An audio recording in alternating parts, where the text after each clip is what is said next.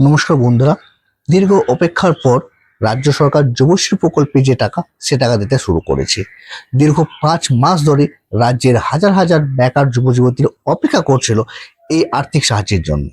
অন্যদিকে রাজ্য সরকার রাজ্যে যে সমস্ত প্রকল্প রয়েছে, যেমন লক্ষ্মীর ভান্ডার, বার্ধক্য ভাতা, বয়স্ক ভাতা, সেই সমস্ত ভাতা কিন্তু প্রতিনিয়ত প্রতি মাসে কিন্তু দিচ্ছিল।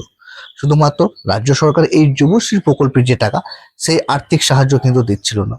দীর্ঘ প্রতীক্ষার পর কিন্তু অবশেষে রাজ্য সরকার যুবশ্রী প্রকল্পের যে টাকা সে টাকা দিতে শুরু করেছে।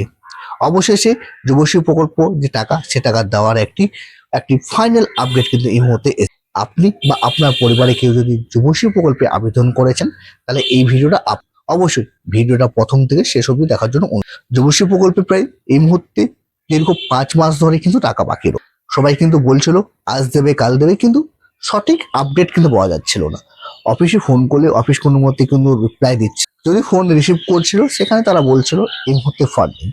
দীর্ঘ অপেক্ষার পর ফাইনালি একটি আপডেট কিন্তু এই মুহূর্তে এসছে এবং টাকা দেওয়ার যে কাজ সেই কাজও কিন্তু শুরু হয়ে গেছে। আপনি যদি যুবশ্রী প্রকল্পে আবেদন করেছেন, তাহলে আপনার জন্য এই খুশির খবরটি রয়েছে। দীর্ঘ অপেক্ষার পর শেষ মতো বিশেষ একটি সূত্র থেকে জানা গিয়েছে যুবশ্রী প্রকল্পের যে টাকা সে টাকা আপনার আগামী 18 জুলাইয়ের মধ্যেই কিন্তু সমস্ত বৈধ বেনিফিশিয়ারিদের ব্যাংক অ্যাকাউন্টে কিন্তু আসতে চলেছে।